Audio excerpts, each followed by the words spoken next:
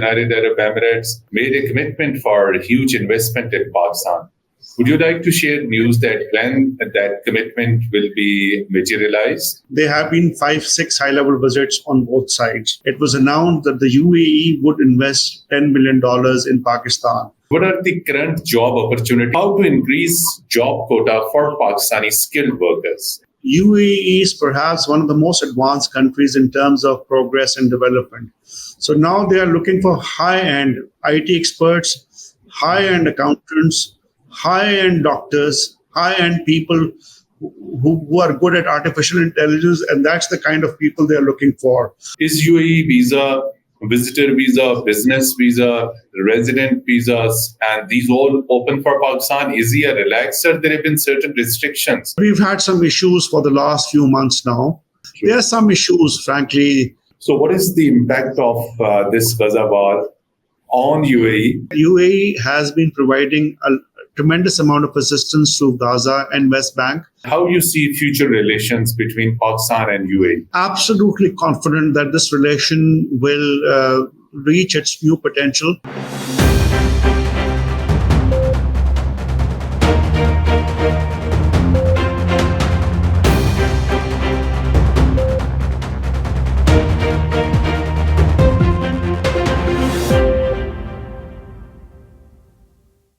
Bismillahirrahmanirrahim. Assalamu alaikum and hello to program Inside in B News English. Dear viewers, United Arab Emirates is an important country in Middle East. When we talk of United Arab Emirates, then there is a very, very important city, Dubai.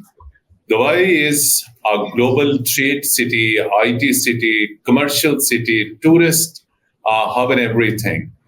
And when we talk of United Arab Emirates, then Pakistan and United Arab Emirates comes to our mind. Both countries enjoy excellent relations. Both countries enjoy brotherly relations. Both countries are close to each other on many accounts and many fronts. And how United Arab Emirates is supporting Pakistan at a time when Pakistan needs direct foreign investment, Pakistan needs economic stability, Pakistani exports need to go to not only Europe, but also to Middle East. And there are a lot of strategic linkages between Pakistan and United Arab Emirates. To discuss this all, fortunately today we are joined by Pakistan's ambassador to United Emirates, Ambassador Faisal Niaz Tirmizi. Very warm welcome to program Insight. First, tell us, our viewers, where Pakistan-United Arab Emirates relations stands now. Thank you so much for inviting me. It's a very important relationship, a relationship which has stood the test of time. It's well known because we had opened our embassy and sent our ambassador even before the United Arab Emirates became a union. So that's how old our relationships are. And of course, now the leadership has gone into now the third generation right now, and those relationships have continued. Despite the change of political governments in Pakistan, there is, of course, in Abu Dhabi, the Nahyan family are the ruling dynasty. This relationship has stood the test of time. This is the second biggest source of Pakistani remittances from all over the world. Almost $5 billion is remitted every year. 1.8 million Pakistanis live and reside in the UAE. They have played an important part, starting from industries to banking to aviation to blue-collar workers. So Pakistani presence is multifaceted. UAE also is one of the biggest private as well as governmental investor in Pakistan. The biggest oil refinery in Pakistan, Parco, is basically partially owned by the government, ADNOC, the government of the UAE. And plus, Sheikh Nahyan, who's from the family of the ruling family, he has invested in Bank Al-Falah at one time, in UBL, Warid. So there are multifaceted investments in the Pakistani economy, both from the government sector, state sector, as well as from the private sector. But this is a very robust relationship which has the test of time. Recently, Pakistani political leadership, including Prime Minister of Pakistan, had a very successful visit to United Arab Emirates. It was basically to visit to UAE, then to Kuwait, and then there have been summits, conference, exhibitions, meeting between the leadership of the two countries. United Arab Emirates made a commitment for a huge investment in Pakistan. Would you like to share news that when that commitment will be materialized? The agreements was, of course, as I tell you, in the last 1 year, there have been 5, 6 high-level visits on both sides. Exactly. And of course, in November, we signed 7 agreements for investments in banking, agriculture, ports, sanitation, the different sectors. And in May, the announcement was made when the Prime Minister paid his first official visit to the United Arab Emirates after being elected. It was announced that the UAE would invest $10 million in Pakistan. And we are working on a number of projects, and you will see the fruition in a few months' time now, because the negotiations have gone on the next level. But frankly, I have always believed that G2G agreements are fine. But the real underpinning of any relationship is B2B investments. When the businessmen find the ways to build the economy, that is the real indicator of an economic relationship. So there's a lot of emphasis on that as well. Soon after my arrival, I have visited all the chambers of commerce, and I have visited, paid my courtesy call on the Minister for Investments and different investment houses. And I'm trying to encourage them. Soon you will see the first visit by the head of the UAE Chamber of Commerce to Pakistan, and he will be bringing chamber heads from all the 7 Emirates. So that's one thing. That's one thing that I am really focusing on, because I believe Pakistan is a country of 250 million. 70% of them are under 30 years of age, and we are the natural connector between Central Asia, South Asia, and Middle East. So we have to exploit that. And we have the wherewithal. IT, tourism, technology are few of the sectors that I'm trying to get more investments from the UAE to Pakistan. We have increased the number of flights between the two countries in the last 1 year. Fly Jinnah has started its international operations. Fly Dubai has started its operations to Islamabad and Karachi. And we are trying to get more Pakistani airlines to operate to the UAE. When we are expecting President of United Arab Emirates to visit Pakistan, although an invitation has already been extended to him, in the near future, do we see this high-level visit to Pakistan? Well, the President of Pakistan, the UAE, has already visited Pakistan twice in the last year and a half, but those were private visits. Exactly. And he has accepted that he would have a stand-on visit to Pakistan this winter. And we are just waiting the dates. Once they are finalized, that visit is on the cards. And I am in touch with the local foreign office. I'm also in touch with the presidential protocol. So this winter, we will see that visit. It will be a bilateral visit. Yes, it will. So United Arab Emirates is a country, as you defined, that most of the foreign workers do work over there. Like you mentioned, banking, finance, IT, government sector, private sector, and things like that. So there have been workers from other South Asian countries. Tell us, our viewers, what are the current job opportunities? As you have mentioned that you are focusing on IT. Pakistan is producing a lot of good IT graduates with compared to India. These are good. But the focus is not on Pakistani IT graduates. They do bring these graduates from some other countries. So how to increase job quota for Pakistani skilled workers, Ambassador sir? That's what I say, that initially they needed a lot of blue-collar workers for the hardcore construction work. Now, UAE is perhaps one of the most advanced countries in terms of progress and development. So now they are looking for high-end IT experts, high-end accountants, high-end doctors, high-end people who are good at artificial intelligence, and that's the kind of people they are looking for. We have the potential, but frankly, if you ask me, I'll be very blunt, we have to improve the quality of education in Pakistan. For basic programming, the Pakistanis are very good. We are the second biggest number of freelancers. But for the high-end computing, we need higher skills. There are a few institutes in Pakistan which are rated very high. For instance, all graduates of LUMS or NUST are easily accepted in the local market. But the quality of computer graduates from other universities is not up to the mark. So that's something that Pakistan has to focus on, that we have to improve the quality of education and the quality of skills to cater to the market. The most beautiful thing about this country is that people from 203 nationalities live and work in the UAE. And they are attracting the best and the brightest from all over the world, as was the case with the US. So we have to, our doctors are very well respected. Exactly. We have to compete. Exactly. We have to compete. Our doctors are very well respected, like they're done in the US. For instance, top 3 hospitals here are the Cleveland Clinic, King's College Hospital, and Dubai, American Hospital Dubai. A number of surgeons and specialists, oncologists, pediatricians are from Pakistan. So we have to have that kind of skills in IT sector. There is one great demand for nurses here, like in the West. But the quality, again, we need a 4 years diploma or degree for the nursing sector, as well as some more training, so that there's a big demand for nurses in this part of the world, like in the West. So that's what then there is, of course, the hospitality sector has really blossomed and bloomed in the UAE in the last few years. As you said, Dubai is a global destination now. There are at least 30, 45-star hotels in Abu Dhabi.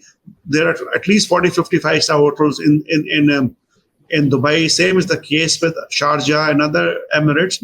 So we need to have good hospitality sector hotels in Pakistan to cater to those needs, who are quality chefs, who are Michelin 3-star chefs, who can be front office managers. Similarly, there's a demand for pilots. We need to have some good flying schools in Pakistan. Already a number of pilots are working in all the airlines, including Emirates, Etihad, Fly Jinnah, Fly Dubai, but there's a demand for more pilots because in these areas, so we have to cater to that. And then there's a demand for more air hostesses, stewards. So that's the kind of thing that we're focusing. We have to focus on skills, both soft as well hard skills. That's something very important. How good are your communication skills? How well you can adjust in an international environment. New culture, exactly. In a new culture. That's something very important. So, Ambassador Tirmizi Saab, tell us about, because there have been a lot of misunderstanding and confusion in Pakistan regarding UAE visas. Is UAE visa, visitor visa, business visa, resident visas, and these all open for Pakistan? Is he a relaxer? There have been certain restrictions, because in the past there have been mixed reports that UAE has tightened its visa rules. So, current UAE visa status for Pakistan? Frankly, it's a major tourist destination for Pakistanis. But we've had some issues for the last few months now. And I have raised it at the highest level through official channels. And of course, now people are also talking about it in international media as well as Pakistani media. Sure. There are some issues, frankly, issues relating to overstay, issues relating to, unfortunately, some incidents of crime. And the most important thing is that, unfortunately, it's a very open society otherwise, but you have to be very particular in how you are using your social media. It's a society in which even your social media is closely monitored. Watched and monitored. Yeah, unfortunately, a number of complaints have been raised with us by the UAE side of Pakistanis living in the UAE as well as in Pakistan, criticizing their policies. So that's something that we have to focus on, frankly. So once these irritants are removed, we have raised it at the level in Pakistan. The normal traffic will start, because it's a historic relationship. We are the second biggest expatriate communities in terms of number. There are 1.8 million Pakistanis here and around 1 million Emiratis. So that explains. and they have to be very clear on in terms of law, in terms of rule of. They have to be people have to be very careful, because if they break the local law, then there's no tolerance in the society. Tell us about, you mentioned right in the beginning that there is a huge Pakistani community in UAE, perhaps 1.8 million Pakistanis. So the Pakistanis definitely have to interact with the consulate in Dubai and Pakistan Embassy in Abu Dhabi. So how their needs are met, how they are looked after, because there have been instructions from the political leadership that overseas Pakistanis, as you said, they're the biggest source of the remittance. So equally, they need good treatment by Pakistan mission in Dubai and Abu Dhabi. So how your missions are treating and looking after and solving their issues? Just give you a small number. On an average, 400 passports are processed every day in the embassy. 400 passports over there. This number is almost double in Dubai. Similarly, 1,000 documents are legalized, attested in Abu Dhabi a day, and this number is double in Dubai. So we have already expanded our consular facilities within the embassy. We have just, on the 14th of August, we opened a new extended consular facilities. Before we could accommodate 200 people inside the consulate. Now we can accommodate 500 people inside the consulate. We extended it extensively. We have made new structure in our hall. Secondly, we have also around the clock, we have a consular service. So our services are pretty decent. In fact, of course, it's not humanly possible to keep everyone happy. But if you talk to people, they say that our consular services, yes, there's a big issue in Dubai. We have already sent a case because the football is twice because, when these embassies and consulates were built in the 70s, the presence of Pakistani population was only 300,000, 400,000. I was here 15 years ago. Our numbers were 1 million. So our numbers have doubled. So frankly, at certain stage, we need a bigger building, multi-storied building at the consulate, and we have the funds. We have raised it with Islamabad. And at certain stage, if these numbers continue, we would need a bigger facility in Abu Dhabi as well. So, but touch wood, things are, because everything is now comes directly on social media.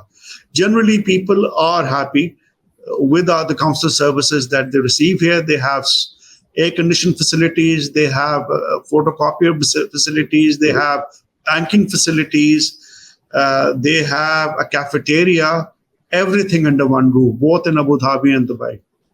Tell us about Pakistani prisoners in UAE prisons, because that has been the priority of Ministry of Foreign Affairs, that if there is any Pakistani prisoner anywhere in the world, and since there is a large Pakistani community in UAE, those who are on minor crimes, what efforts are being made for their early release from UAE prisons? Not about serious offenses, but first give us the overall figure, and then what is the ratio of release of Pakistani prisoners? Last year, we had 7,000 Pakistani prisoners in local jail. 7,000. I'm very happy to report the number has come down to 3,200. Great. It has come less than 50%. Less than half.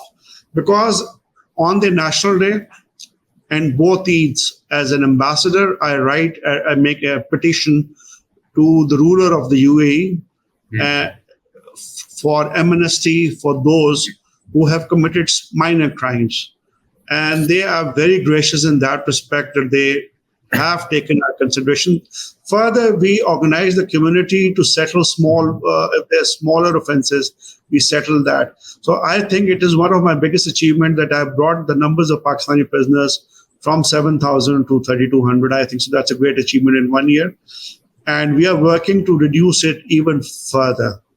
Good. Tell us about developments which are taking place in Middle East, particularly the Gaza war. What is the impact of that war? Because, as you mentioned, there are nationalities and people from many, many countries. There are also immigrants and workers from 57 Muslim countries as well. So, what is the impact of this Gaza war on UAE? How people view? Of course, there are grave human rights violations over there. And recently, there was an OIC conference, which was also attended by UAE and Pakistan and many other countries. So, UAE is also part of OIC, Pakistan is also part of OIC. So, how these developments are being seen? Of course, the events in Gaza is impacting the life of not only Muslims but any sane human being all across the world. But as I said, UAE has been providing a tremendous amount of assistance to Gaza and West Bank. But as I said, within the society, they make sure that these issues are not discussed or people don't. So there is, of course, there's a lot of strong misgiving. The local media covers it quite extensively, and they are providing them assistance. But of course, but there's no public as such a demonstration. That's no not public allowed. demonstration, nothing like that. Finally, give us a wrap up that how you see future relations between Pakistan and UAE. I am absolutely confident that this relation will reach its new potential. But that's what I say. This is, as I told you, this is my second posting. In terms of infrastructure, this country has advanced tremendously in the last 15 years. Technologies, infrastructure, but the real progress that I've witnessed in 15 years is the quality of human resource that the Emiratis have themselves inculcated in their nationals. So we have to match that, frankly. That's what I tell every Pakistani, that you have to match on education, in skills, and these, and that's what we have to do.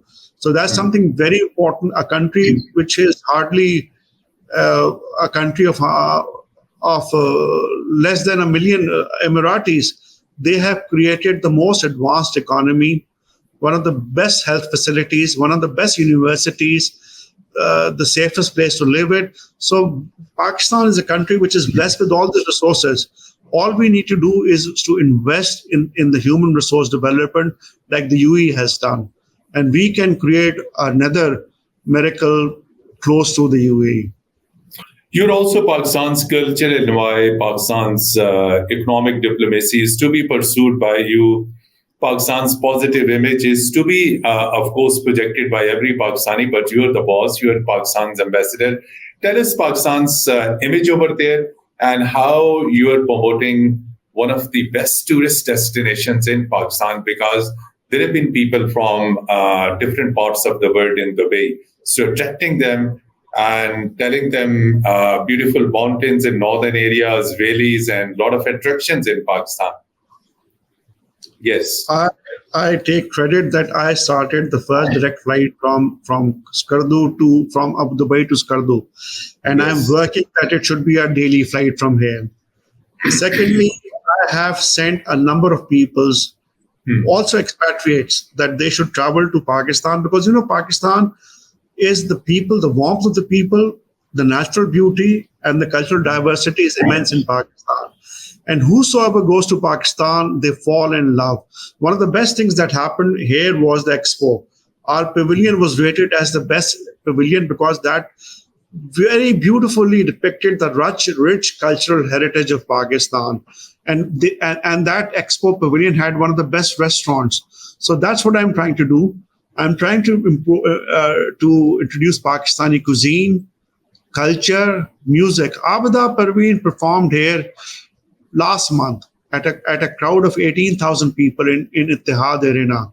And believe me, only 20% of them were from Pakistan. They were 80% were from other countries of the world. Similarly, I have turned this embassy into an art culture. We have painting exhibition, Qawwali shows, book launches regularly in the embassy and the consulate, because that's a great way to project the soft image of the country. True. Indeed, one of the top priority and the job responsibility of Pakistan's ambassador is to promote Pakistan, soft image, culture, and these all things. Thank you so much indeed, Ambassador Faisal Niaz Tirmizi sir, speaking to Program Insight in V News English. And dear viewers, till our next program, Allah Hafiz and goodbye from studios. Thank you.